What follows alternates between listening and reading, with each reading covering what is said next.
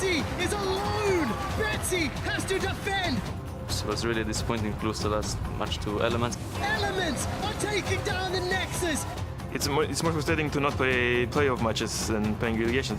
The convincing ending over Gambit. Everyone was like expecting Dignitas to maybe 3-0 us. Now is the time to engage from MOU's one last chance. It's the second chance and it's like so close again and we can really make it now.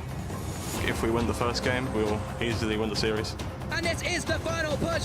MOU's put up the fight of their lives. Yeah, I have no fear against Mouse. Welcome back to the 2016 Spring Promotion Tournament. Earlier today, Gamers 2 bested SK in the full 5 games. That means they secured one of the 2 openings for the LCS up for grabs here today. We're still looking for your insight before we get into our next series, so be sure to get on Twitter and tell us which player are you most excited to see in the LCS and why. Well, the guys of Gamers 2 are already in, so maybe you're very excited about one of those making it, and tweet your answers at LOL Esports with that hashtag LCS so we can talk about that later today. Now, though, we're going to dive into our second best of 5 of the day and our next showdown between Gambit Gaming and Mouse Sports. Starting with the lineup for Mouse Sports, the challengers here today: Binsu, Dan, Ginge, Cedrian, Mountain, and their coach Inero. Well, the big thing in here is their mid laner Zayu, who is out, and you've seen him playing a lot this whole series. He made this whole season rather. He made a lot happen for the team. So how will this influence them? He did. Zayu was a big proponent of the Azir, the Cassiopeia that we saw a lot through the early stages of the season. And the interesting thing here is that not a lot of people will know is MOU's coming into this split wanted to play with Ginge. However, he has very little competitive experience and also wasn't quite on meta champions. He's known for TF for champions like Ahri as well. So with the Azir being such a big priority pick, I wonder now whether Zayu not being there is going to hinder MOU's, because if Ginge doesn't play Azir, you basically have to ban it. And that's a big problem, because Victor is also in there, same kind of champion. And we have seen how, when teams don't play control mages, how few picks they have left in a pick and ban phase, because then you add in all the other strong picks like Gangplank, Fiora potentially. You know, we expect Capuchat to play some of these carries up in the top lane, and that should be a lane they're looking to target. It'll definitely be looking at that lane. With Zayu, though, the team managed to get 4th place in the regular season. Then it did pretty good in playoffs, but they didn't manage to beat out Team Dignitas, who were the stronger team in that one in the end. Yeah, it was a kind of strange final to watch, because it was 2 teams who really focused around dragons. That was like the main objective. We saw Mouse Sports again and again and just trying to set up for. Not in the greatest way. I mean, they got 24 dragons in 7 games in playoffs in the EU Challenger scene. That is a lot of dragons coming in for them, and it's kind of weird, because we praised them a little bit for having this very simple play style where they wouldn't try and do too much with the players that with the team that, but it can be too simple. I mean, it's not just, okay, 6 minutes, all right, dragon time, boys, let's go fight, and then go back to farm lanes. That's not how it works. They need to add in more to the game if they want to beat Gambit. I think one of the key things on that is 24 dragons, but in 4 situations they got aspect of the dragon. So it was either all the dragons or none of the dragons. And honestly, all or nothing is kind of what MOU's ended up becoming in a lot of their games. You know, MOU's, as the sum of their parts, are better than you look at individually. They don't have a star player on their team lineup. There's not like that one player that is like, this guy is going to carry everything. Was that Zayu? I mean, he had good games. I'm not going to say that he wasn't a solid player and a good player, as with the rest of MOU's, but the sum of their parts, their team fighting, was what really made MOU's a strong team. And that's why they rely so much on the macro play and how they're setting up things on the map before Dragon would spawn, before Baron would be taken, how the minion wave controlled in the side lanes. In Nero, the coach, he talked about how the boot camp was all about controlling the map, not individual play from these guys here. So we're going to have to see if they can use that macro strategy against Gambit, because we're obviously expecting Gambit to have some fantastic individual players, where it becomes very difficult for MOU's without that star player to go toe-to-toe. Yeah, one of those we have to talk about on the side of Gambit is Cabochard in the top lane. A very, very solid player. A player who can also throw out those crazy picks once in a while and make something happen up against Binsu in this one, which should be a very heated matchup. Should be a very heated matchup. Binsu, no stranger to throwing out some different picks as well. In Challenger, we even saw the Galio coming out from him in more than one game. But I think when you look at Gambit's ways to really hammer home this game, Cabochard is such a monster to deal with. There are top laners from mid-tier LCS teams that struggle against this guy when it comes to his laning, his effect on the map, and you can see just how diverse his champion pool is. And Gambit is a team, as you said, who will look at Caboshot and say, all our resources in the early game, we will put them towards him in the top lane. Diamond is always around division control. Eddie will try and roam up there and try and help him. Sean's was sitting on this desk last week and saying that jungle support synergy is the most important thing in the current meta. I expect Gambit to work a lot on that, because then those two guys together will go to top lane. They will get Caboshot ahead so he can use his teleport to impact the rest of the map. And that's how we should see Gambit play out the early game, because both Betsy and Pinoy are fine enough laners and just going even. They don't have to win the lane for Gambit to do well. Yeah, we started to touch on Gambit, so let's take a look at that roster looking to defend their spot here in the LCS for Gambit with Caboshard, Diamond Prox, Betsy, Pinoy, Ghost to Pepper, and their coach Sean's. As you mentioned already, the first thing there, Pinoy is in. Forgiven is out, of course. We all know the circumstances. They have been doing quite well with him towards the end of the season, but Gambit hadn't had the style that completely revolved around Forgiven anymore, like in, say, SK Gaming. So what will Pinoy bring here? I mean, Pinoy might bring a Kalista pick, something we didn't see from Forgiven at all. But otherwise, the difference is always that Pinoy was like extremely aggressive when he shouldn't be. Like, he would try and flash forward and go for the kill. He doesn't have to be that kind of AD carry here. And I think they've been doing a good job, or probably have been doing a good job, telling him, don't be too aggressive. Sit back. We'll see. You can be just a consistent AD carry, and it's fine because, as you said, they're built around Caboshot, and it was the same when they have Forgiven. However, Pinoy, European viewers maybe that don't tune into North American Challenger Series, has been quite quiet over the last split. He was playing on Winter Fox, didn't have the best of splits himself, so if he's shaken off the rust of, you know, having a bit of a demoralizing split, it may be enough. He does bring a slight other edge. Pinoy's champion pool has always been a little bit different. Played a lot of Graves when it was in the meta. You saw the Ashe there. Like Forgiven, though. Right, true. You've seen the Ashe. I don't really expect it, but we've seen it in other regions. Maybe a pick that Pinoy looks to bring to the dance. Ashe Malphite, please. Well, we've seen the Malphite. Ashe, give me a next. carry top laner of Ashe, and then, you know, I'll go with it. Hey, you got Caboshot. Then we'll go with it. But Forgiven or no Forgiven and Pinoy in this lineup, in the end, Gambit dropped too many games along the regular season, and that's why they ended up here. Quite inconsistent, and an embodiment of that must be Diamond once again in this split. And he's up against Dan, who honestly has also been quite inconsistent. Yeah, it hasn't only just been in-game. His champion pools have been inconsistent as well. Played so many different champions, but look at the difference when it comes to the amount of control over the map that they give. Dan has under half of the wards placed of Diamond Prox, nearly getting towards the third on wards placed per minute. And, you know, if that happens again, if MOUs lose control of the map, that gives Caboshot so much freedom on the map to just do whatever he wants. If we see something like a Gangplank, which he even played before the rework, you give him the room to just be in the top lane with no pressure, how are you ever going to shut him down? And that was what Diamond did consistently well, was provide vision control at least. But then we would sometimes see him not be aggressive enough in terms of his ganking. He would just sit back and farm, and it wasn't enough, and the team would fall behind early on. But then, I mean, this guy still plays Sejuani. So I want to see if he picks it, what he can do on it, because we saw it in the final. It is fantastic still in team fights, but it's just so weak when it comes to getting to these team fights, and that's why they can't afford falling behind. We will see what happens. Let's get a little bit more insight into these two squads and send it over to Quickshot for a word with the coaches. Thank you very much. I am here joined with Inero from Mouse Sports and Sean's from Gambit, of course, as they get ready for their promotion tournament match. Just a few quick questions, guys. Let's start with Inero. Seeing Gamers 2 win, knocking out one of the oldest teams in the LCS, what does that make you feel for you in the team? And also, how has it been preparing for one of the toughest and oldest teams in LCS as well in Gambit? It's pretty inspiring, honestly. Everyone's mainly been saying like the challenger teams aren't really going to hold up against any LCS teams, and it's pretty impossible for us to beat them. But the fact that Gamers 2 started out 2-0 against SKs pretty much shows that since we beat Gamers 2, we have a chance against LCS teams as well. So, I mean, I'm pretty confident going into it. Should be all right. Wow, yeah, I'm glad to hear about the confidence. I'd like to talk a little bit more about the preparation side. Sean's, you've, of course, got Pinoy back in the roster. What's it like been preparing, first of all, with Pinoy, and also on 5.15, when a lot of other regions have been playing on 5.15 for a while? All right, so with Pinoy, it has been pretty great. Actually, we managed to go through this training really good. We played a lot against LCS team in scrims and also challenger teams, and I'm really confident coming into this scene.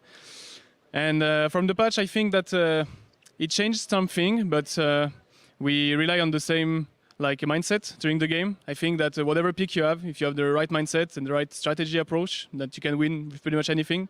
So we are confident against Mousesports, even if I would love them that they go into LCS. Unfortunately, they are against us, so they might have some trouble. Well, I like to hear some of the confidence, gentlemen. I know the teams are about ready, so I won't keep you much longer. As we head up to the cast desk, we're going to hear from Pinoy as he talks about one more shot at redemption.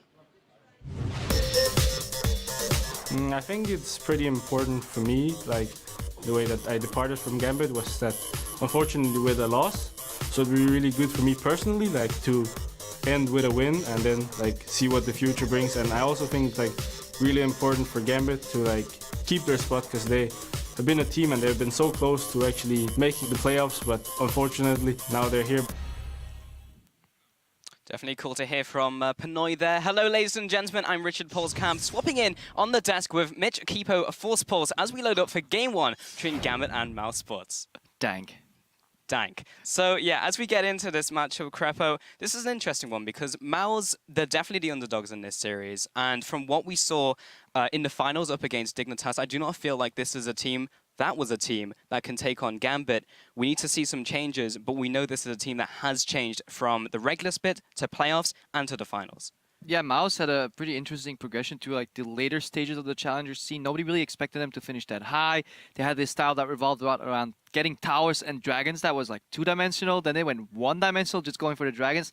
And I'm just afraid, will it hold up against Gambit? Because Gambit at the end of the season was resurging. They were playing a lot better, a lot more methodical. There was more strategy behind Gambit. That has been one of the weaknesses for me, watching that team very often. They have the talent, and they have the sheer amount of brilliance sometimes, but sometimes the coherence is lacking, the strategy, the depth of multiple just ways to play the game, and that was getting better towards the end of the season. It was getting better, but then we had a bunch of swaps as well in the AD carry. So Moops come in, now Pinoy's into the lineup. We did see some maybe inconsistencies between different lanes as well, looking at the support of Gosu and also the jungler. Now Pinoy's coming into it. Is that going to cause inconsistencies with the team? Because it's an entirely new player, even though they did look pretty well with their substitutes towards the end of the split.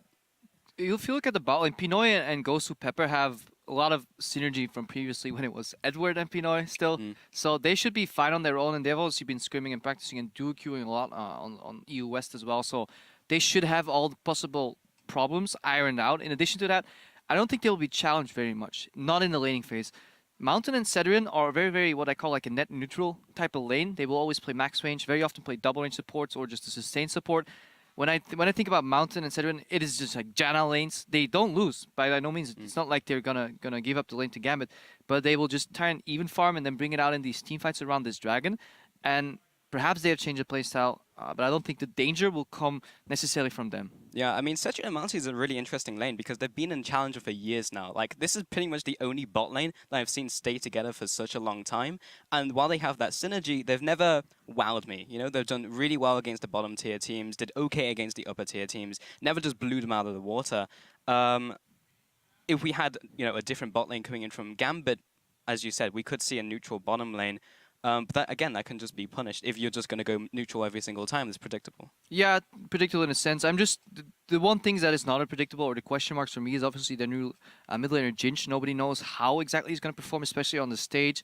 You're playing for a spot in the LCS. Yeah. Nerves might creep up there.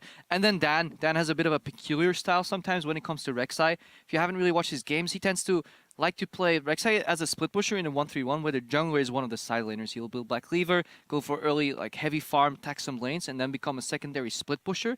That may be something that can catch Gambit off guard. Traditionally, they've shown that they don't respond that well to very, very weird and peculiar situations.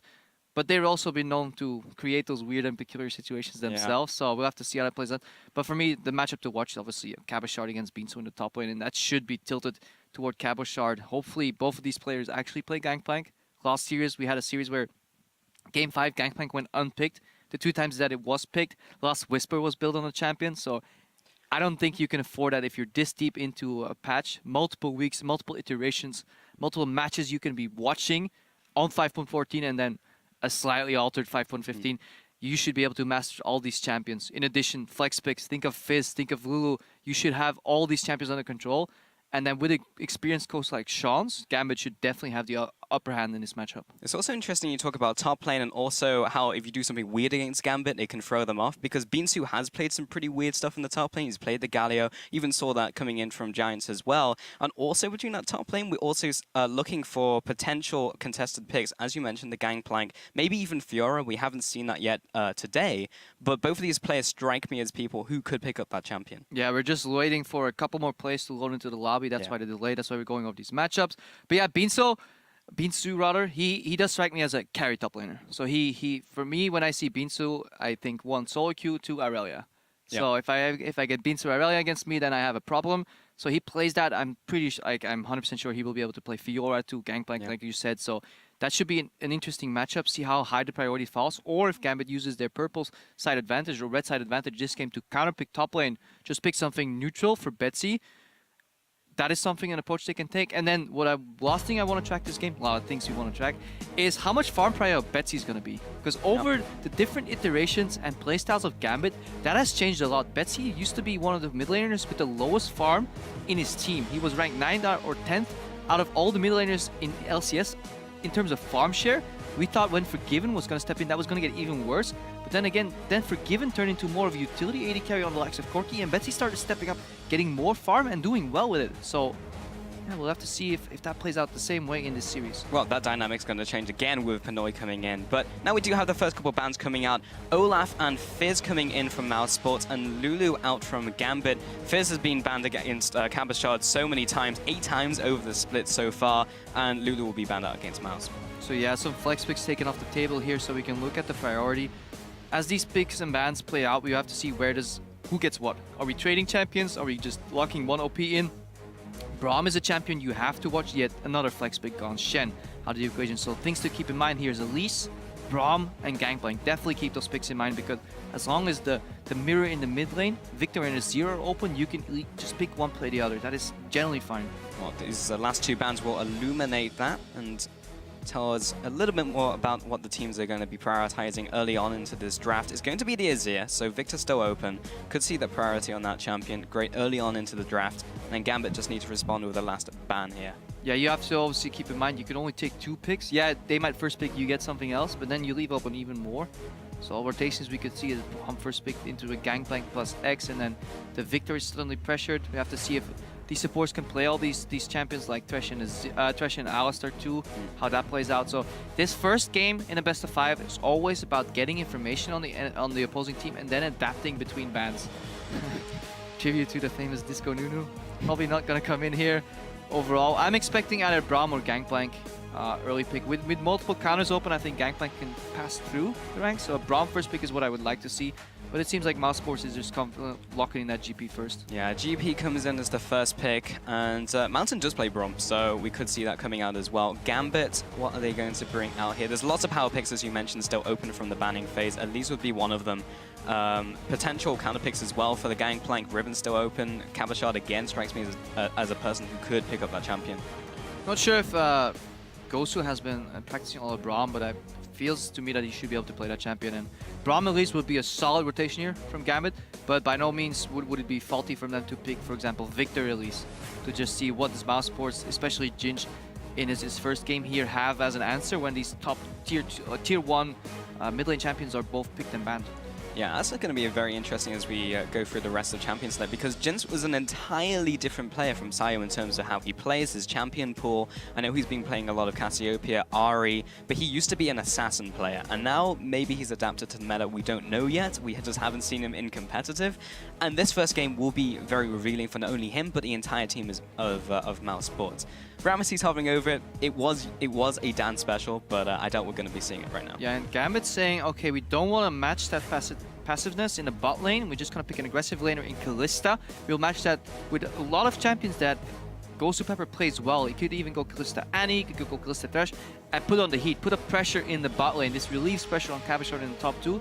If Mouse Sports choose to swap, then they're swapping with a Gangplank. Don't really want that all too much either, so good pressure early in the pick and ban phase, but surprisingly, no prioritization on Braum just yet. Quite disappointing, honestly, from Mouse Sports for me. Not just yet, but we've seen the priority on Braum increase through best of 5, so that may change as we get through this one. This is only game 1, and Rek'Sai will be that pickup from Dan. We've already spoken about his playstyle on that champion. Kennen comes out, could be support, probably going to be support, as Gangplank has been picked up.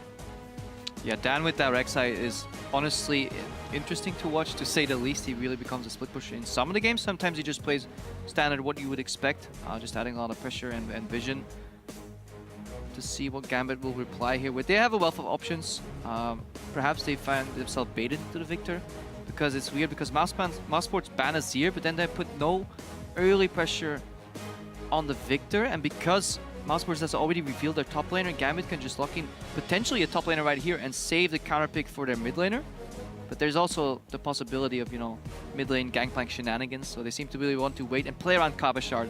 That was the man we said in the over at the Analyst S2, this is the man to watch, the potential carry for this series. That's why they're giving him the last pick, the counter pick. Yeah, it makes a lot of sense. As you mentioned, GP could be mid lane, so GBM pick up that one, very, very strong. And Victor and Fresh will be the next 2 pickups, so we are going to be seeing that Fresh onto Gosu. Big pickup of Mountain as well, be interesting to see where he goes from here. Braum is still a possibility. Yeah, double flex there. GP could go both mid and top. Kennen can go both top and support to an extension mid, but it's not quite the best mid. But we've seen Kennen support over in LCK, so definitely can be played. You know, AoE shutdown, CC to perhaps punish Kalista Thresh. Probably weaker lane though. If we do end up seeing the Sivir, they're likely, very likely that Mouse Sports will have to initiate a swap, because Kalista Thresh right now is just a phenomenally strong lane. Yeah, and as you mentioned, the bot lane from Mouse is a bot lane which does tend towards those double range, so Kennen would fit into that. But we're still looking at these hovers. We only have a couple seconds left before they lock it in. It's going to be the Malphite and Sivir, so presumably that's going to be support Kennen, but we've seen support Malphite as well in Challenger. Yeah, I've played a couple times against support Malphite, not quite sure what I think about it. I think it's okay if you can play against bot lanes that aren't organized very often, but I think it can get punished too hard and just offers too little 1-6. In addition, if it was a standalone AD carry, Corki springs to mind, something that can fend for his own, but Sivir just needs some assistance farming, especially under this amount of pressure. Lane swaps perhaps, but interesting composition from Mouse Sports. They want to, hard engage on the hunt. Malphite ulti followed up with just a wealth of CC, and then that offensive CC just offers a lot of zone for Gangplank to just wreak havoc in. And I think that's okay. Going in a best of 1, game 1, I like teams that just go aggressive, even if it might be a little bit too far and they have to scale it down. I'm a big fan of that playstyle. I think you gain a lot of information that way. You have a very simplistic playstyle that is very, again, like Mouse Sports usually is one-dimensional, because it's easier to get used to the stage, especially if you're a new team, to have a clear game plan. Don't make no complex double split push 1-3-1 double teleport composition where you need so much communication. No, keep it simple. Press R, win game, or lose. And that seems to be something Mouse Sports is going for. Yeah, and that's what Mouse Sports has been doing, simplifying the strategies, executing it well, and this is going back to basics for them as well, which I like. They're going back to the team fighting versus the heavy objective control that we saw over the last couple of series we've seen them in. So the last pickup from Gambit was the Hecarim going into the top lane, so they did get that in as their last pick. That'll be going on to Kabashard. Speaking about the Smite as well in the top lane. Yeah, Smite, Hecarim, top laner, no ignite for the kill pressure. Does well if it gets swapped upon, because obviously it has Smite, so double jungler becomes easier. I do think Mousesports, they will want to look for a swap here. That in addition to getting their lanes through a rough laning phase, it also eliminates Kabashard as a threat a little bit more. The one thing that worries me, however, is how one-dimensional their composition is in terms of damage. Gangplank full physical, Sivir full physical. Malphite has AP damage, but if he gets put in a lane swap, which is beneficial for this composition, the magic damage in the late game will be very far and few in between, and then obviously Gambit can itemize a lot easier into that. Oh, Enero and Sean shaking hands for the first time today. There'll be many more times, I'm sure. But as we do head into the game, send your predictions over at LOL Esports on Twitter using those hashtags MOU win or GMB win if you think they're going to reclaim their spot. Who will be taking that last spot we have today in the 2016 Spring Split? We're about to find out. We are about to find out, at least game 1, and we get a lot of information. I want to see, definitely looking forward to game 2. I always love watching best of 5 series, mostly to see how teams adapt. I think last series showed that it was still too slow, especially on the side of Gamers 2. They did manage to call that victory in the end, in case you've missed it, but it was not due to a massive amount of adaptation between picks and bans, but just more bravado, more team play. Just more comfort picks overall. Yeah, we have some of those over on MOUs. As we mentioned, Dan has picked up the Rex site, usually one of his priorities as we've gone through the split. It's banned out against him a lot of times. Usually you would ban it against him and then it would put him on one of his crazier picks in the jungle, which is something that the challenger teams were able to exploit. But as we head into this game, MOUs will be on this composition, putting the GP mid lane as well. Something will be interesting to see because Jinx is the wild card in the setup. And Mouse is not going for the traditional invade where you put 3 deep wards to then not only have to guess the lane swap, but be able to predict it and adapt to it, dividing the map in half. They are going for a lane swap, but they're putting Sivir, sneaking them in the bush, relying on the fact that Gambit goes bot lane a lot. Gambit in the season, I think, was one of the teams that ended up in standard lanes, whether it was 2v2 top or 2v2 bot, the most out of LCS teams. So Mouse trying to break that pattern right here. Sending their AD carry top for a sneaky ward. It looks like both jungle starts will transition normally, so no 3-buff shenanigans. So we should see an even game with a lane swap. An even game right now. So Cabashot, by the way, swapped up to Ignite last second. So everything we talked about in picks and bans is going to be changing up. And as you mentioned in that lane swap, then Cabashot not going to be as good in that double jungle. I like what Gambit's doing here. They could go for the greedy Grom start, say we really want to smack the lane 2v2, but if you then find out that you get swapped upon, you have problems. They saw Ghost Pepper invade. Mouse, they had that ward in Tribush. This is a good adaptation by both teams here. They're starting out until they know it's a lane swap, and now we see Dan moving in. He's going to get a free smite. So really smart positioning here by Mouse overall. Yep, Dan gets the smite down. He's going to be taking away that experience, but he's taking a lot of damage in from Pinoy. Didn't go for that Ren first. That's the Ignite coming down. He's ticking out. He may actually burn. Whoa, that was actually going down to about 13 HP Pinoy cancelled an auto attack there in the very end. That should have or could have been Gambit first, but really greedy at the end from Mouse. Just wait until the Golem drops low enough and then smite and get the hell out of there. But aggressive move from Gambit, getting information, that's very key. You can't play with zero vision in River and then play back on your map because then you can get exploited. So they move in aggressively. Edwards, fantastic scouting overall, but then yeah, Mouse mind game them by hiding in the bush because they use that one ward to their advantage. But that could have changed the pace of game 1 tremendously already. And now Binsu is just having a bit of a stroll all the way from bot to top, so he's already falling behind Cabashot.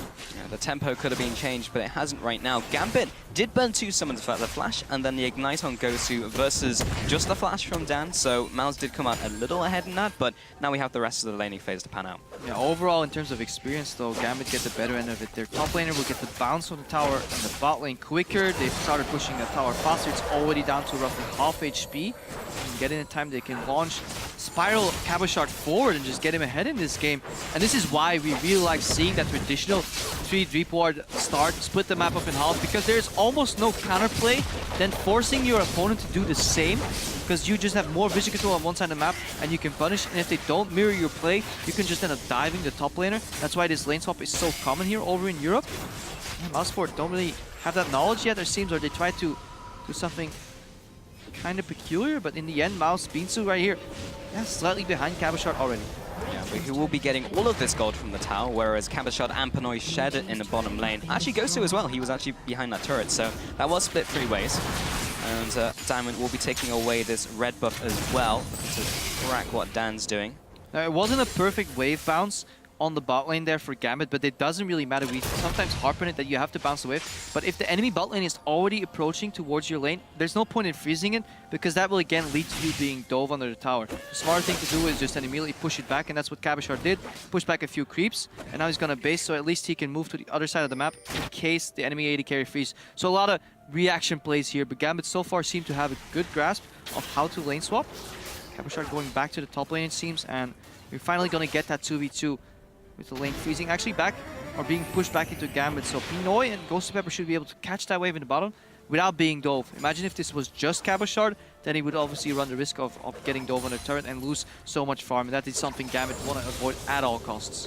And Binsu was heading into the bottom lane, but has reconsidered and is now going elsewhere on the map. The wave is pushing into him in top lane, so it will get there eventually, but it's going to have to take a long stroll up there, Grappo. And that is generally an indication that teams are just not communicating well or planning ahead. The fact that Binsu walked to the bottom and then is like, oh, I guess I'm walking top lane now, is just a very indicative moment of, yeah, we lack the shot calling, we lack the big picture, and this could already spell out many things for this series.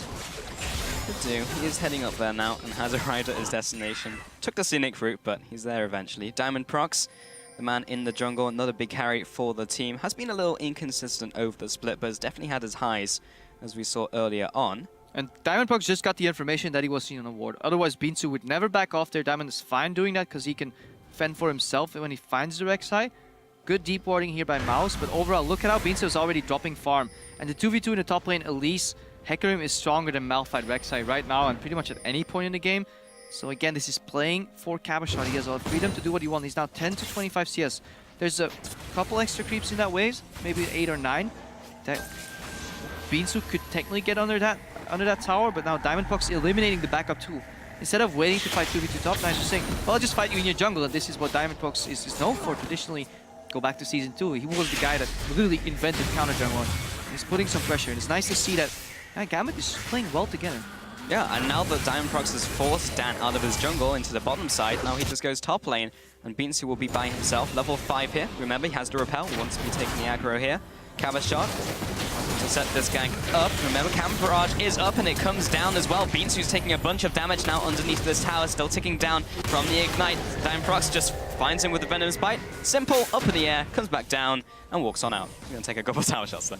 Good patience overall from Gambit pulling that play off, and honestly, poor planning. It was very obvious that this could happen when Dan got forced out of his jungle. He should have taken the long route back to top lane because you can't afford this matchup to snowball. You can't afford your Malphite to fall behind for many reasons that we mentioned already in Champs, like how one-dimensional your damage output is if Malphite doesn't get rolling, how important Cabochard is for Gambit as a carry, and Cabochard and Diamond Prox, that synergy are just fantastic. You know, they zone off Binsu off some farm earlier. Cabochard gets Dan in the jungle, forces him away, then goes for the dive. Even Cannon Barrage wasn't enough to keep them alive.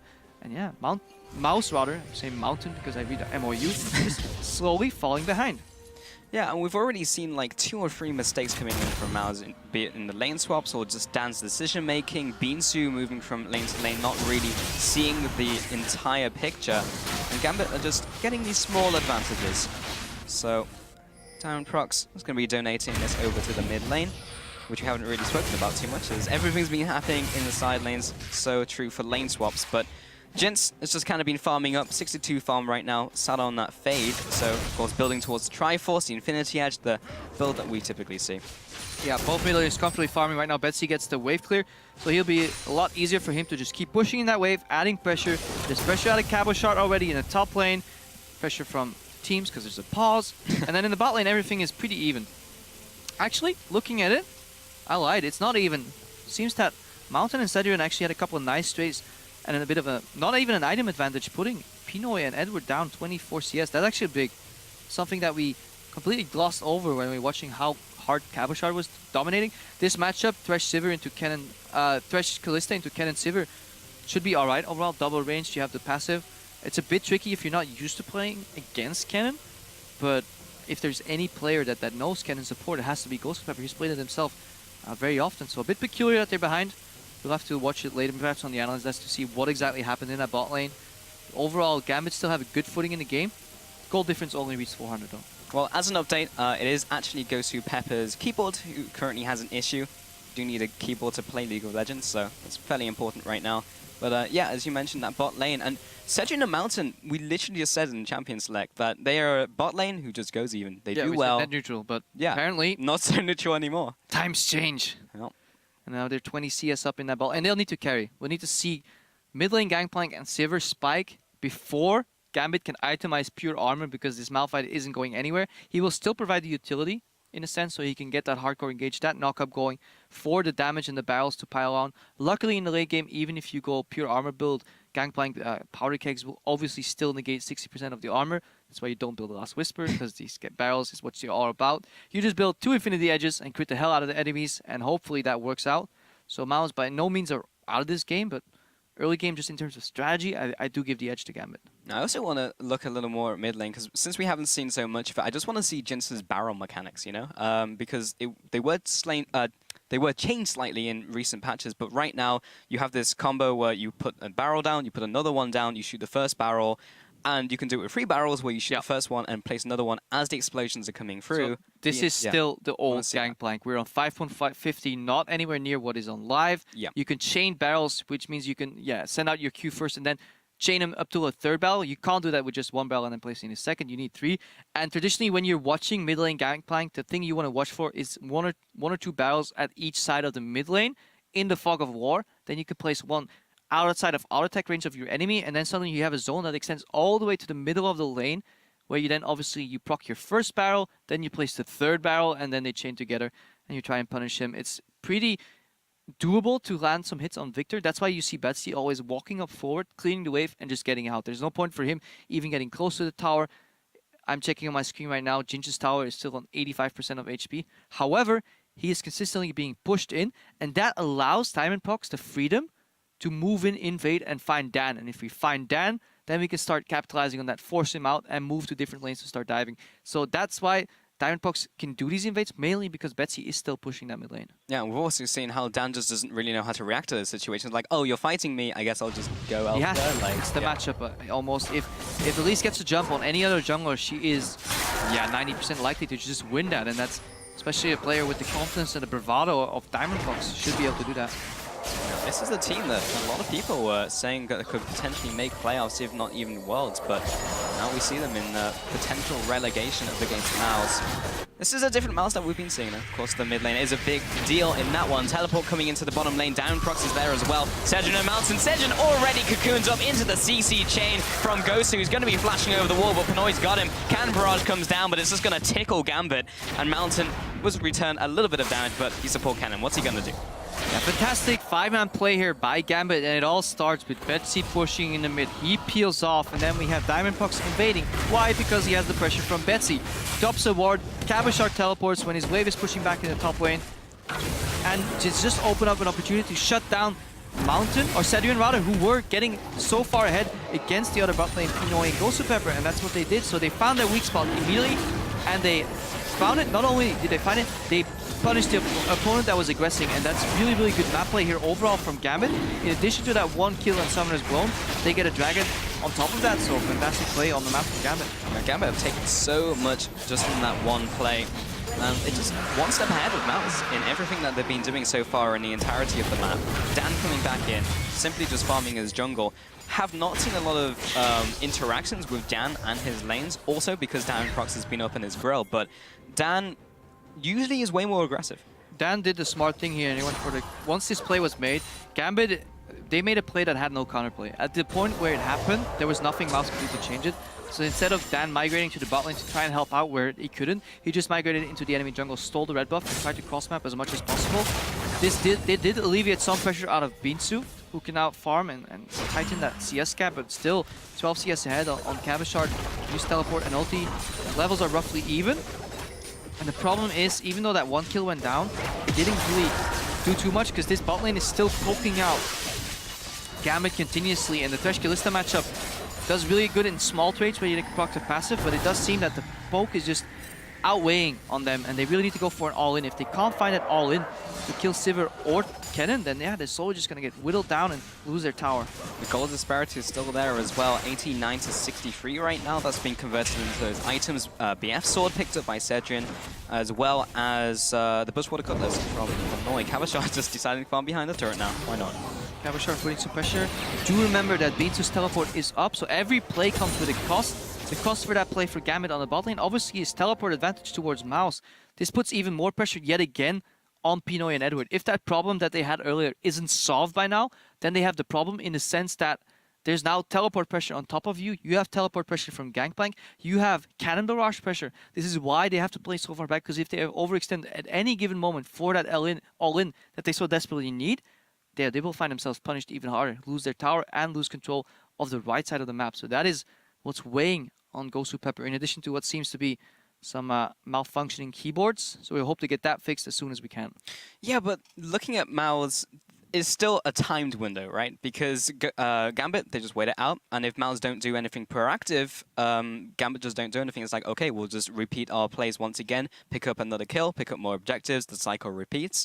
MOUs have not necessarily been the most proactive team. They've been a very reactive team from what we've seen from them. So they need to use this window right now. Otherwise, the same thing is going to happen again.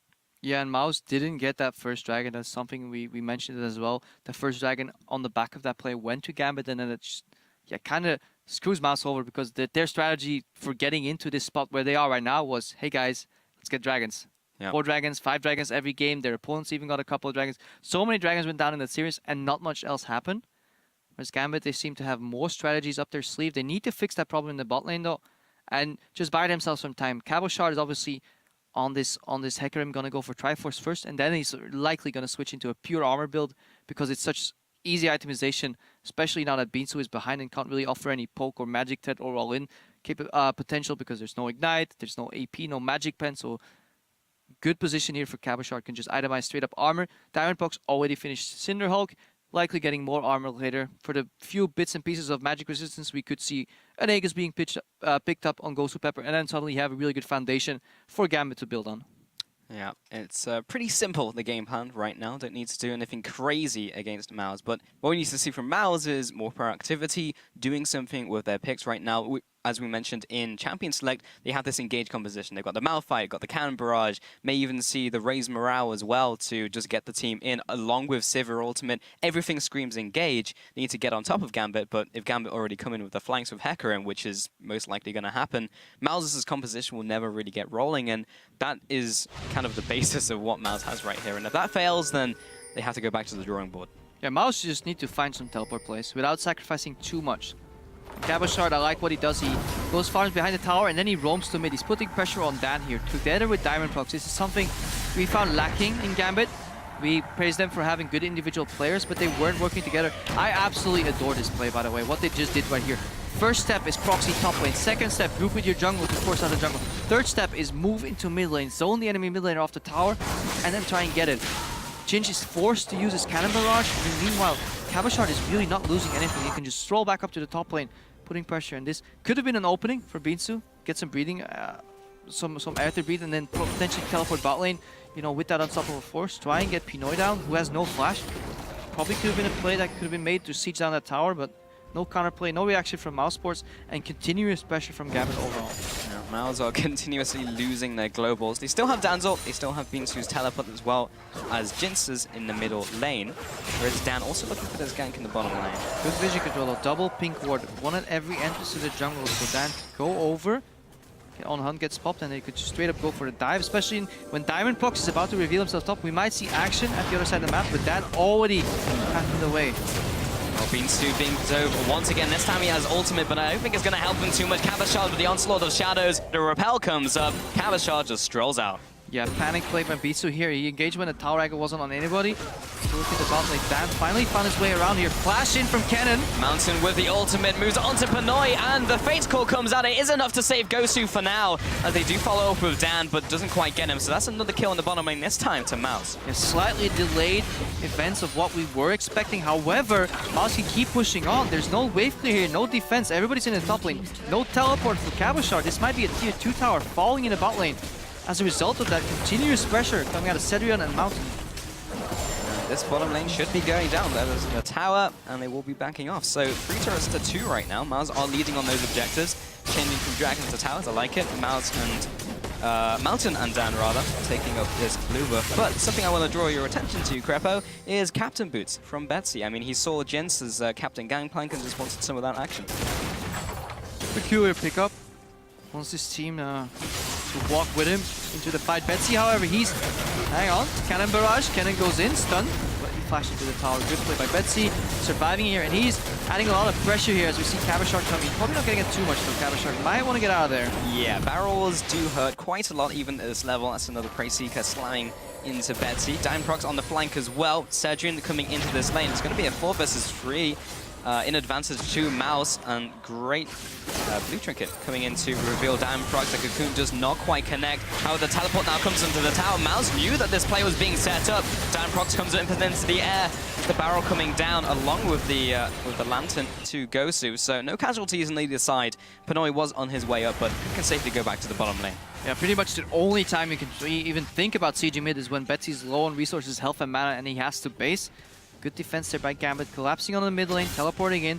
But overall, Betsy has been putting so much pressure in the mid lane because every time Jinj has to help his other lanes. Cannon Barrage is either used when he's getting roamed on 3v1 defensively or offensively on the side lanes. That leaves him exposed just with less resources overall. He finds himself outpoked, and his mid lane tower is now down to roughly a third HP. So eventually Betsy's pressure will make Jinj crack. Give a slight gold lead for Gambit. Right now the gold is pretty much even. It's such a big change as well from just the laning phase when we were stuck in that 1v1 because it was just barrels, clear out the wave. And you said yourself, it was 80%, nothing had really happened. Betsy was just clearing out the wave. Now, that has vastly changed in the middle lane. Sieging away, Dan may be caught out here. Diamondprox coming in from the left-hand side. Connects the Cocoon. The Voltar Spidling comes in. Cedrian is there to support, but the rest of the Gambit is lying in wait. There's the Lantern back to safety, or back to the blue, more likely. Beansy was thinking about it, finds them, backs off. Gambit steal away the enemy blue buff. Diamondprox together with Cabochard. Previously, Diamondprox goes in under the protection of Ghost to Pepper. Gambit are working in duos, trios as a team. This is something we see sporadically from them, but not as consistent as we do this match. So props to Shans for coaching this very chaotic Gambit overall into a lineup that works very, very well together, it seems. Going for second dragon, putting the pressure, not allowing Mouse to get them. This may give Mouse a teamfight they're looking for. Cannon Barrage preemptively, too early. They can't combine it into a fight. If you can't use the zone from the Gangplank ulti to cut off the escape and then force people to bunch up for your Malphite ulti, could prove a bit of a waste. They leave mid tower exposed though. Watch Betsy, can he clean his way? Well, Dan was looking for Diamondprox, but again, there's the Lantern, always from Eddie. Bringing them back to safety once again. Mid lane didn't even go down for Mouse as they were zoned away. Dan was more preoccupied trying to get that pick. That's the second time I've seen Jins try to go for that barrel explosion and be stopped by Gambit. Last time actually he just shot the barrel at 3 HP, which doesn't explode the barrel. Yeah, some questionable barrel mechanics. No gang by Mom just yet. Overall, Cedrian migrating to the bot lane. This pause should give us enough time to start looking at the items because we're seeing some spikes already. Your Triforce finished on Cabochard. There's no threat just now from Binsu coming out of that Malphite. He just went for the straight armor Sunfire Cape just to add a little bit more wave pressure, a little more tankiness, just to make sure that he doesn't get 1v1 by that horse later in the game. Dan is going for traditional tank build. Looks like he's the one, the designated Aegis uppicker for his team, so no split with shenanigans coming out of him this game. We're still waiting on that Triforce in the mid lane from Jinj. He took a bit of a detour with the Average Blade, going for a bit of a bank flank instead. Quite common to see if you're doing well in the game or if you just want to scale into the late game. But overall, Gambit definitely in the driver's seat. Definitely in that driver's seat. And Dan as well, there's still time for the Black Cleaver. This is his build. Usually goes for the Cinder Hulk, combines that with extra health as well from Black Cleaver. Has picked up the Ruby Crystal, but could be anything from here. We'll see if Dan's changed up his playstyle. Cedrian trying to clear out this ward here. Goes to Diamondprox. There's the ultimate this time, has zoned them away. Flash from Mountain, flash in return from Fresh. Dan now coming in, gets the knock-up. Cedrian also flashes over the wall. There's a lot of resources being burned from Eddie. The Prey Seeker goes wide, but the Boomerang connects and takes him down. That's one kill in here, but Gambit might be able to react. Diamondprox coming in from the side, looking for a Cocoon. Goes into Spider form. Keep in mind that bot lane is pushing too. Gambit could technically rotate away to the bot lane here. There's no pressure on the top side of the map. This would put them farther away from Malphite. Honestly, Mousesports, yes, they get Edward here, or Ghost to Pepper, but it's just too much use. And look, Gambit are just going into the enemy jungle, deporting along their way, cutting off any escape, even 4v5. They're controlling the tempo, they're controlling the map. Mousesports' wave was cleared in mid lane. Very important. When you rotate, clear the wave first. Good progression. Now we see On the Hunt used. Slightly nerfed the duration of it. Mountain gets cocooned. Yeah, I mean, it's only level 1, so it's not going to last for too long. There's Diamondprox going up and does find Beansu, who comes in with the unstoppable foot. They'll get the first kill onto Elise, and Jins is looking to zone with the barrels. The first one goes down. That's a return kill onto Cedrian. This is all going wrong for Mouse as they get chased down by the horse. That's another kill, and Gosu gets his revenge. Betsy now coming into this bottom lane. That was a 3-4-2 in favor of Gambit. It looked pretty once that Malphite ulti connected, but then you realize that you just used everything on catching out Edward earlier, and he just walked back to the bottom lane. He got Fates called in, got a double knock-up, double play. Yes, Jinj picked up a kill with an auto attack, but Gambit still find themselves with 1 kill up overall in that exchange, and an additional tower, and they're leaving wards to boot at the end. Again, they're just getting more and more in every little skirmish because they're playing the game smarter, they're planning ahead, and Mouse is dancing to Gambit's tune. Watch that again here, Diamondprox. Debatable whether he should go for that aggressive play. Good repel though. Goes over to the initial position of of Dan on that backside. Double knock up on Diamondprox. He drops Papinoy, gets out, and now Jinch, he's just staring at himself in this fight. He's trying to set up these combos with a bit too much tunnel vision on the barrels, trying to chain them, but you just don't have the time to do that yet in these fights, so you require some more setup for that. An overall clean fight, clean executed by Gambit. Taking the lead now slightly, 1,500 gold, but they're already on 2 dragons. Yeah, already taking a big advantage in this game. As you mentioned, Jinx is currently sat on this Triforce, still has that Average Blade, and will build into a Ghost Blade if he's looking for it, but right now, it's just generating more gold. Likewise for Sedge, he'll be going into a Static Shiv. Still, we do have this good engage composition, but if they engage and always lose, then there's not much point in the engage. Yeah, we've hit the 20-minute mark right now, and if you look at the stats, on average, Mousesports find themselves 1,000 gold down. On average, Gambit, 700 gold up. Roughly, true. Better Gambit, consistent Mouse in that sense that they're always behind the 20 minutes, but or on average at least. So a bit how we expected this series to play out. Honestly, Mousesports have a decent footing in the game still, but time doesn't really play in their favor, and that's what worries me for their composition. Cabashard going back into the bottom lane, 150 CS up against Beans, who's 110. Gradually just been getting ahead in the top lane, but still the bottom lane, Sedging, the advantage that he built up down there up against Pinoy is still there, still 30 CS ahead. Oh, this is very interesting, because obviously I'm tracking how much armor people are building here to combat this Mouse composition, as we see Gambit start a siege fight over the blue buff. Will the barrel get it? No, Diamondprox does get it. Steals it away. Take a look at the items. We see 2 Glacial Shrouds finished on the Gambit lineup. That means likely we see 1 Frozen Heart, which is a fantastic second item on Cabashard. But then the build path. Glacial Shroud plus 2 Amp Tomes on Diamondprox. I think this will be the first time I see a Ziggs this early on Elise as a jungler. And I kind of like it. All the stats do well for Elise, and it just helps with their lineup. Obviously, Pinoy on Kalista isn't the most crit-reliant AD carry, but all bits help. Every little helps, Crapo. If you're from England, that would mean a little bit more from you. But Diamondprox is going to be taking away the Scuttle Crab here, preparing for this next dragon, which is spawning in around 7 seconds. Gambit have picked up the first 2. Mouse, will they be able to contest? They're actually being proactive this time, trying to get that vision. Blue buff is being taken over by Gambit. Preyseeker comes over the wall, doesn't quite secure it. We're going over to Diamondprox this time around. Mouse move into the middle lane. They still have this vision over the area, so they are there to react if Gambit started. Gambit have been very active on these objectives. Not only dragons, they've contested a lot of buffs, moving around to get these towers. They have a 4 towers to 3 lead over Mousesports. Mousesports lineup does like fighting around these objectives, so they're built for this. So Gambit will have to be careful. This may be the first dragon of the series. They will have to yield. You really don't want to fight this early in the game against such an easy engage. Malphite ulti combined with On the Hunt. As long as the cannon has flash, he can connect an AoE stun on multiple people. So wise from Gambit to up out of the fight. However, we see a flank from Cabashard. Yeah, this might tip the tables. Great ultimate lands onto 4. Mountain immediately pops his ultimate defensively. Do you manage to take down Cabashard? Re-engage by Beansu onto the back lines. Miles may just want to get out here. He is trying to get away, but a Chaos Storm makes sure he dies. Gosu with a flash. Actually, no flash, just comes in with the Death Sentence. Doesn't quite connect there. That's a 1-for-1. Both of the top lanes exchanged. Questionable engage and flank from Cabashard. Yes, he gets the Onslaught of Shadows on multiple members, but it didn't really do all that much. And then questionable re-engage by Beansu. I think they could have just taken that fight 1-for-0. Good wave clear here by Change on that Gangplank, so not much else will come of it.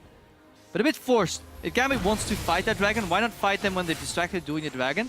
Cabashard ups in for the teleport flank later, after the objective already down. When Gambit had control over the mid lane area, not quite sure why they want to do that. Perhaps they just felt they were stronger. It's the ultimate overall game. You go in when they least expect it. Yeah, that doesn't really work that well. No, it did not. Still, 1-for-1 trade. The first dragon for Mao's going over to them, 3rd of the game. Gambit not going to be getting to those 5 dragons as soon, if that's what they were looking for, but they have a lot more to play with. As a Zeke's Harbinger, picked up by Diamondprox in the jungle, so we have found out what that was going into. We'll be assisting his team on that one. It is what we expected. If you aren't familiar with Zeke's, obviously you build a procs. When it procs, you get roughly 50%, not roughly, exactly 50% crit for around 8 seconds now on 5.15. Phenomenal item overall. Do build it second on nearly any support, and especially if you're jungle build as well, then you can keep getting tanky. Ghost Pepper obviously had to spend a lot of money on those boots to improve them even with home guard this early in the game, so sunk a lot of cost into that. That's probably what allowed him to get back so quickly earlier in that fight. Remember where Ghost Pepper was caught out and then he rejoined, face called in. So this home guard is definitely paying off dividends so far. And Hurricane picked up by Pinoy as well, sitting on 2 items. Likewise, so is Cedrian on Sivir.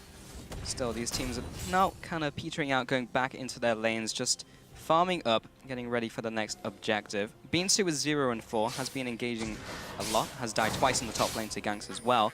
Still probably in the position where Kabashard just can't murder him 1v1, so Malphite is still fulfilling his duty as a brick wall in the top lane.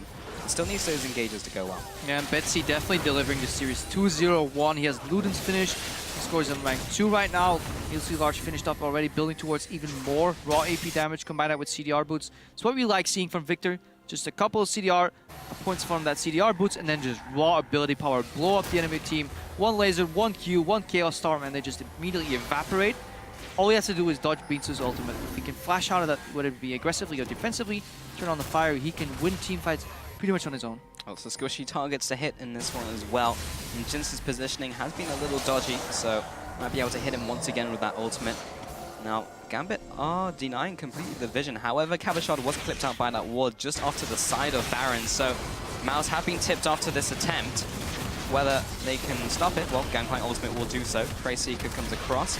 And Zeke's used on Kabashard in the top lane, actually. Down Prox, great repel! Dodges out of the way of Beansu's ultimate, and Down Prox does flash away. Kabashard back into the meat grinder, and immediately uses his ultimate again, lands on multiple members, and he's still alive from his W. Finally goes down, but gets the double kill. That's a 4-4-1. Make that a 5-4-1 over to Gambit. Ace for Gambit overall, because Mousesports over Chase. They use their 1 bullet in the shotgun on Beans. With that engage, it completely whiffs. Diamondprox lands, dodges the cannon, ultimate 2 flashes out. That's where Mousesports say, okay, drop some wards, get the hell out of there. You don't chase into a victim. You don't chase into a potential non-Skillista. They can then 3-hit every single one of you. Again, the story where they overuse all their engage chasing a pick. They don't have anybody saying back off. They even used the Cannon Barrage too early and in the wrong position when they already knew Gambit was on Baron. Watch this again, Diamond Fox. Fantastic repel. He lands, baits out the cannon ulti, flashes out, good pathing. Keep your eyes on Betsy and Pinoy. The sheer amount of AoE damage coming out right here with the Luden's proccing too. And then Pinoy, you can even go more aggressive. He decides to start auto-attacking a little later. They just get completely wiped off planet Earth or Summoner's Rift, whatever you prefer. And Gambit now should be able to easily close out this game. With the Baron, with his 2 dragons and the tower advantage, Gambit should be taking a lot from this buff and have regrouped, all went back to base, all back onto the Summoner's Rift. And Jinx, with that Triforce, is building towards now the Infinity Edge for the extra crit, the extra AD, basically all a Gangplank wants in life. Isn't quite there yet. 5-0 and 3 on Betsy. He is doing so much damage. It's actually pretty disgusting. Pinoy in the middle lane. 1-1 and 8. Hasn't had a stellar game, hasn't had an incredible game, but has done what he's needed to do on Kalista. And grouping up in the middle lane, Kabashard in the top lane has teleport, Beansu does as well. And while the globals are up from Mouse, they just haven't been able to use them in this game at all in an effective manner. Yeah, Mouse haven't been making use of their teleports at all. We see Engage here being picked up on Mountain on the support. He has that Righteous Glory. Always forget the name, always have to look over. I always want to say Talisman, but it's not Talisman. Righteous Glory finished on him. He wants to go in. Just it spells out exactly what Mouse wants to do. Very predictable at this point. Good hook here by Pepper. Again, disengage. It's passive use of that Cannon Barrage. And they're not tying their engage into because they're getting caught before they have the setup beautifully done. Beansu's not even close. Mousesports even need to start looking for flanks at this point because they really want to catch Betsy and ideally Pinoy on top of him with that unstoppable force from Malphite. Then combo that, cutting off the escape route with potential Cannon Barrage, but they keep using key components of their combo on just idle picks and it's just not working out for Mousesports. I literally just watched Jinx place down 3 barrels, all of which just got cleared out by Pinoy, right in front of them, and it's like, well, you have no barrels, we'll just take this tower, you have no wave clear now. And it's just a little weird. I don't know. It's something they've practiced with, it's something that didn't work out. I'd like to see something else from Jinx in the next series, but it's still a best of 5. There is a lot of room to maneuver, and this was still both teams reading each other and just getting information on each other, as we said in Champion Select. So now Mars maybe have a better read on what Gambit do in the early game. Goes to Pepper here on the side looking for another hook, and even though he and Pinoy fell behind early game, Gambit as a team covered up that weakness and used it to their advantage to start forcing fights with the members that were ahead. Betsy moving in earlier, Kabashard with some good TPs that he could do because he had that added pressure on the top lane. He never really lost anything. Whenever Kabashard joined these fights, he never sacrificed anything for himself. mostly due to the merit of Diamond Procs positioning well on the map. Another tier 2 tower is about to fall here for Gambit. Full control of the game, and at this point, it is incredibly hard for MOU to strike back because everything will happen not only in full vision, it'll be super predictable here. Defensive box by Edward, he should be able to walk out. Gambit can go to base and spend some well-earned money. Yeah, Dan face first into the box. Did not get the engage he was looking for. Pinoy and Diamond Procs on the way down to Dragon as well. Something that MOU's pretty much shouldn't really contest here. And Cabochard's already on it. He's fairly low on mana. They're very likely MOU's to actually do so coming though. down. Yeah. At this point in the game, they don't have much left. They know part of the members of Gambit are basing, chunked out, spent a lot of resources. MOU was closer to their base, so there's a good likelihood that many of their members shot, and they really can't afford to play any more passive. It is go big or go home, likely go home, but this is their last chance at really redeeming themselves. Hook onto Mountain, does get his ultimate off, but not before he really goes down. Pinoy drags in Gosu Pepper, immediately spits him back out again. Cabochard just running rampage over the team of MOU Sports. Gets another kill to finish that one off. A 4-0 plus the Dragon. Jinx is the only surviving member left on that team. And ultimately, the Dragon play didn't work out. Didn't work out, wasn't really meant to work out, but it was the best out of a lot of bad options left for MOU Sports at this point. Gambit took full control of the game here in the later stages with some good shot calling, some good maneuvering. Looking to finally open up their first inhibitor in the series, 31 minutes in, and overall, we've seen a strategically coordinated Gambit gaming, and it pleases me to see that, and they really want to stay in the LCS. Not only that, they want to do well, it seems. If they can keep doing this line of play, they definitely should be able to avoid relegation next season come, because honestly we see some better shot calling than we've seen in the bottom of the LCS tables overall. This is definitely a Gambit that is on point in this game. Definitely looks like an LCS team versus the Challenger team. But what else do MOUs have in their back pocket? That's the question, because they definitely have prepared. This is a very different composition. And Gosu Pepper, thinking about warding, I'm going to back it off. I think it's the wrong approach to put a passive tank that will never die on the top lane to try and neutralize Cabochard. I really think you need to fight fire with fire, bring out the Fiora, the Gangplank, Aurelia perhaps, and just try and snowball it with the more aggressive jungler. Don't give the stronger 2v2 to Gambit, because that's always been one of their strong points. The synergy between Diamond Procs and Cabochard has always been good. What has been lacking sometimes is the synergy between Gosu Pepper and Diamond Procs, especially in terms of vision. Both like warding, especially Diamond Procs wards a lot, but it was inefficient vision, it wasn't placed in unison, and it wasn't placed with a goal. This series, we clearly see Gambit grouping up. The goal here is Baron vision, and then they move up to the top lane. They're going to push that. They're choking out. This is the third blue buff I believe they're contesting in this series. So Gambit always have an objective in mind, and it's really good to see that. Yeah, as you mentioned, criticized Diamond Procs. He places down so many more wards than Dan, but kind of just all over the place. This time with a purpose. And Binsu is heading into the mid lane. He's going to find his old friend of Cabochard to meet him. At this point in the game, Cabochard probably not going to be able to kill him, but over time he will erode the rock. Jinx just get hooked by Gosu Pepper, doesn't decide to eat the oranges just yet. Dan heading back into base, and now starts the siege, but the middle inhibitor's already gone down, so it's going to stop fairly soon. If you look at Cabochard, his itemization, Triforce was finished, and then obviously, as we mentioned before, full AD composition on the enemy side. What do? You build Frozen Heart. Going on. Oh, fast engaged, last chance saloon in from Mouse. Dan gets into the fight, but he's already out of the fight, and Jinx has gone down. Betsy just blew him up, and now Beansu's just kind of left by himself. Yes, he's tanky, but if you have no damage behind him, what's the point in having Malphite there? 2-0. And look at that final item by Cabochard. He's feasting on the tears of MOU Sports, and Gambit poised to take game one. They're going to be taking down the second Nexus turret and the Nexus itself. This Gambit has been on point, and they will be taking it up to MOU Sports, taking game one of the series. Some minor mistakes overall, but clean game plan coming in. The one thing I would highlight here, if I was Sean's, was like, why did you go for that teleport flank with Cabochard on what I believe there was the third dragon after it was already down? Other than that, pick up an early dragon. Pinoy and Pepper need to reevaluate what went wrong in that laning phase. They fell, victim to a lot of poke coming out of Cedric and Mountain. Overall, played that well. They're a bot lane that plays very well on maximum range and takes very few bad trades for themselves. That's why they go even so often. I don't think the CS disparity 40 to 60 should come out in this matchup, but overall, fantastic communication yet again. They said, okay, we're falling behind. Diamond Pro says, okay, no problem, just survive. I'll be there. He drops a ward. Cabochard comes in with a teleport. and again, bot lane gets punished, and then they go back to top lane. Cabochard has lost nothing, mostly due to the early game. MOU's kind of punished themselves, being a very greedy start. This is why we always see that level 1 invade with 3 wards. You can't start on your weak side of the map and not expect to get invaded, because teams will want to divide the map in two. Enemy supports will always be scouting you. They tried to mind game, Dan got too greedy, lost his flash, and from the beginning of the game, with the weaker jungler, Dan fell behind. Diamondprox exploited that, and that started a snowball for Gambit Gaming. Yeah, and Gambit really have exposed a lot of the weaknesses we now see in from MOUs, and we were just trying to see what they were looking like in the first game, how that's going to translate to the rest of the series. We now see where those issues are, and Gambit is going to expose them and exploit them as the series goes on. As you mentioned, bot lane as well. That was one of the bigger changes for me. Cedric and Mountain actually getting ahead in that lane, but Gosu Pepe is a well-seasoned support, so I'm sure he can make that work. Yeah, he definitely made that work. Played enough, defensive enough to not die. That's the most thing. If you're getting punished, just avoid death. Ask for health.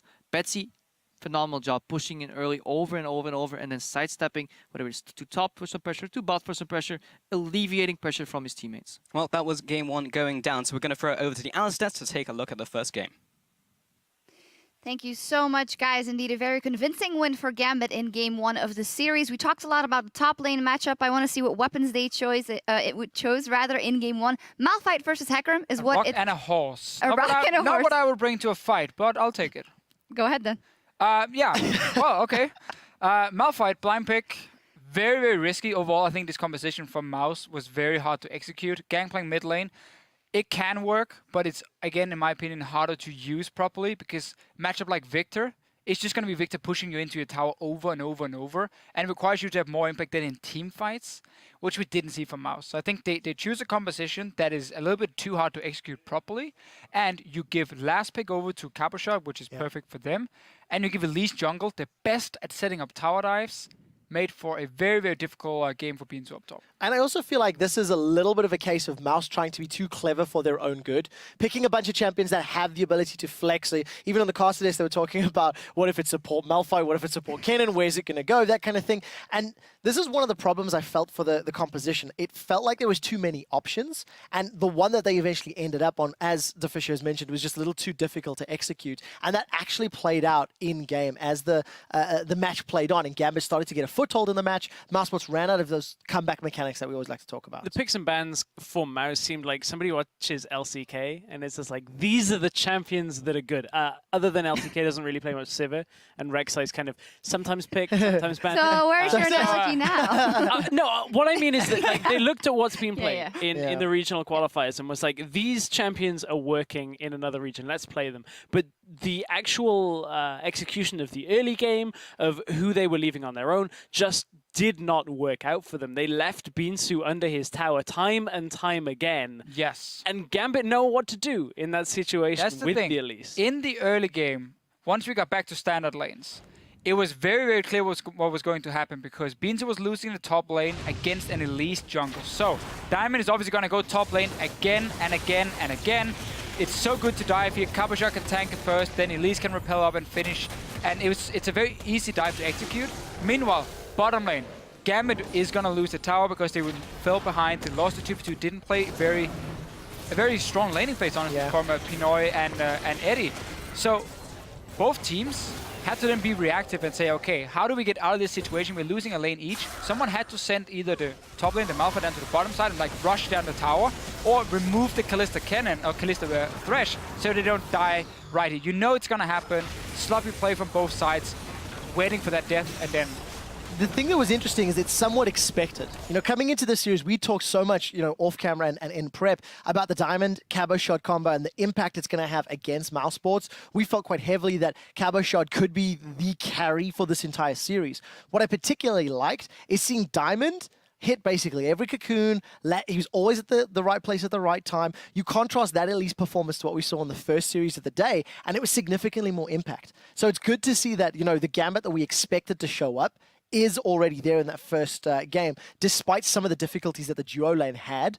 You know, Crepo alluded to it, Fisher, you said it as well. They got punished once or twice, but then they didn't give up more. You know, they suffered a little early, and then Gambit said, screw it, fall back, play mega defensive. We'll wait for the Victor Elise and Hecarim combo to win, and that's exactly what happened. That's exactly what happened. And, you know, a lot of people, when we look at mid laners in Europe, there's a lot of talent, and one that, you know, kind of finds the opinion of him kind of towards the bottom side is Betsy normally. But I think it's a big statement in Betsy's game today. 7-0 and 7 in game 1. Sure, it wasn't the toughest game for him. Captain Boots. Man. Just to send a message. I can waste goal in the early game and I can still win. That's what he's doing right there. It showed you there is a clear distinction between challenger mid laners and LCS mid laners. Is even though Betsy is not top of the pack in LCS, he still just is able to take the right fights, pressure the lane correctly, and not die. It helps. It sounds so simple. It's true, but it helps when Mouse Sports offer you that. The second replay that we've got is running into a choke point against Victor. Don't do it. Deficio, you loved this play by Betsy. I mean, basically, Mountain is screaming, I got ulti, guys, get them in a choke, and then Victor is like, yeah, you know what, that doesn't really count. He has a real ulti, and he just smacks down the entire team.